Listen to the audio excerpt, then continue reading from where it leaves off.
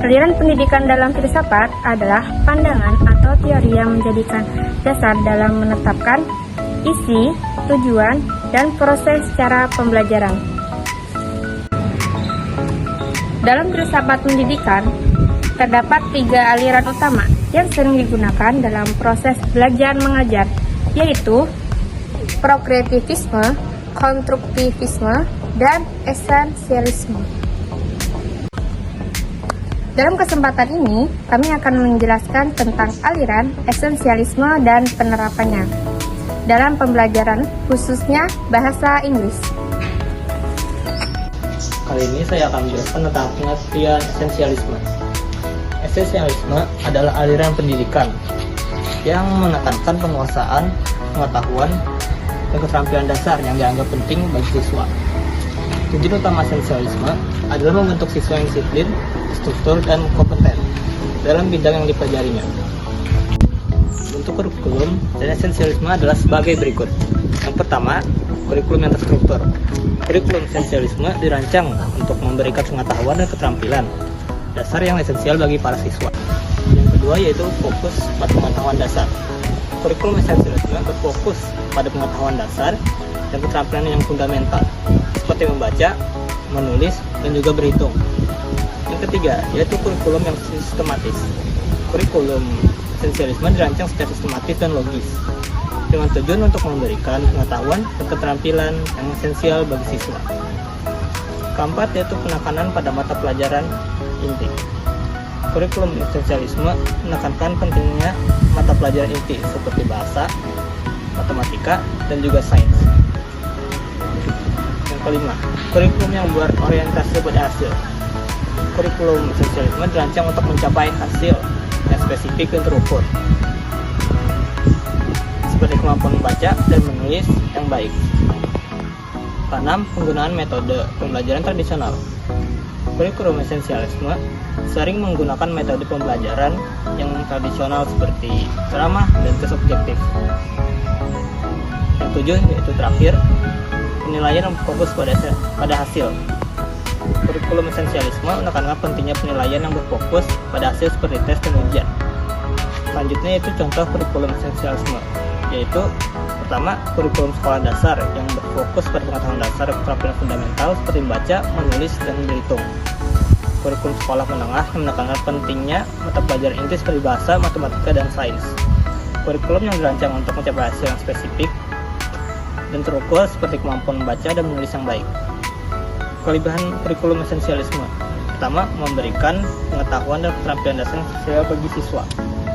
Itu selanjutnya membantu siswa untuk mencapai hasil yang spesifik dan terukur. Selanjutnya meningkatkan kemampuan siswa dalam mata pelajaran inti. Selanjutnya ada juga kekurangan dari kurikulum esensialisme. Pertama, kurang fleksibel dan kurang perhatikan kebutuhan siswa yang berbeda-beda. Selanjutnya kurang menekankan pentingnya kemampuan berpikir kritis dan kemampuan memecahkan masalah. Dan yang terakhir, kurang memperhatikan pentingnya pengembangan kemampuan sosial dan emosional siswa. Metode asesmen esensialisme adalah suatu pendekatan penilaian yang berfokus pada pengukuran kemampuan siswa untuk mengingat dan memahami pengetahuan dasar yang telah diajarkan. Apa aja sih metode asesmen yang diterapkan dalam aliran esensialisme ini? Yang pertama ada tes objektif, yang kedua ada ujian, yang ketiga ada penilaian kinerja, yang keempat ada penilaian produk, yang kelima ada tes pilihan ganda, dan yang terakhir ada tes benar salah. Dalam aliran esensialisme, guru dan siswa memiliki peran yang jelas di dalam kelas. Guru berperan sebagai sumber utama pembelajaran. Guru dapat mengendalikan jalannya proses pembelajaran. Guru juga dapat menjelaskan materi inti dan menjaga kedisiplinan kelas. Serta guru dapat memilih apa yang harus dipelajari oleh siswa agar mereka dapat memahami pembelajaran tersebut. Sementara itu, peran siswa adalah sebagai penerima materi, yang dimana siswa diharapkan dapat fokus mendengarkan penjelasan, kemudian mencatat penjelasan guru, dan mengerjakan tugas, serta latihan dengan disiplin.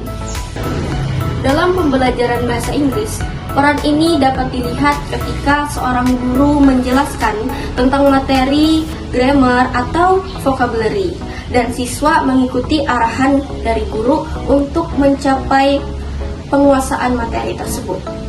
Nah, dari pembagian peran tersebut, pembelajaran dapat lebih terarah dan juga terstruktur sesuai dengan prinsip esensialisme. Oke, jadi kesimpulan dari video tadi adalah esensialisme merupakan salah satu aliran dalam filsafat pendidikan yang menekankan pentingnya pengetahuan, pengetahuan, dan keterampilan dasar sebagai fondasi utama bagi perkembangan siswa. Aliran ini bertujuan membentuk peserta didik yang disiplin, terstruktur, dan kompeten melalui pembelajaran yang sistematis dan terarah. Kurikulum esensialisme disusun secara logis dengan fokus pada mata pelajaran inti, serta keterampilan fundamental seperti membaca, menulis, dan berhitung. Proses pembelajaran dan penilaian dalam aliran ini lebih menekankan pencapaian hasil yang terukur melalui metode pembelajaran tradisional dan evaluasi berbasis tes. Dengan demikian, esensialisme berperan penting dalam memastikan siswa memiliki bekal pengetahuan dasar yang kuat, termasuk dalam pembelajaran bahasa Inggris, agar mampu menunjang keberhasilan belajar pada jenjang berikutnya. Halo semuanya, kali ini saya akan merangkum materi tentang aliran esensialisme dalam pendidikan, khususnya tentang metode asesmen dan pembagian peran antara guru dan siswa di kelas. Yang pertama adalah inti dan tujuan asesmen. Inti dari asesmen esensialisme adalah mengukur kemampuan siswa dalam menguasai pengetahuan dasar, seperti fakta, konsep, dan keterampilan inti yang dianggap penting. Tujuannya tentu untuk objektif, yaitu menilai apakah siswa sudah mencapai standar yang ditetapkan. Dan juga ada beberapa metode yang umum digunakan untuk mengukur tingkat mahasiswa kita atau siswa. Yang pertama adalah tes tertulis objektif, ya seperti pilihan ganda dan benar salah untuk menguji ingatan dan pemahaman. Yang kedua, ada ujian untuk menilai pemahaman dan penerapan pengetahuan. Yang ketiga, yaitu adalah penilaian kinerja dan produk, di mana siswa diminta untuk menunjukkan kemampuan melalui tugas atau hasil karya yang spesifik. Dari semua metode ini berfokus pada hasil yang terukur dan terstandar. Dan juga ada peran guru dan siswa. Dalam kelas esensialisme, peran guru dan siswa sangat jelas, yaitu guru berperan sebagai sumber pengetahuan utama, yaitu tugasnya adalah mengendalikan proses pembelajaran, menyampaikan materi inti, menjaga disiplinnya kelas, dan menetapkan apa yang harus dikuasai oleh para siswa. Sementara itu, siswa berperan sebagai penerima pembelajaran yang aktif, yaitu dengan cara mendengarkan, mencatat, dan mengikuti arahan guru. Mereka diharapkan disiplin dalam mengerjakan tugas dan latihan untuk mencapai penguasaan materi yang telah diberikan. Misalnya, dalam pembelajaran bahasa Inggris, guru akan menjelaskan tata bahasa dan kosakata, lalu siswa berlatih sesuai petunjuk untuk menguasainya.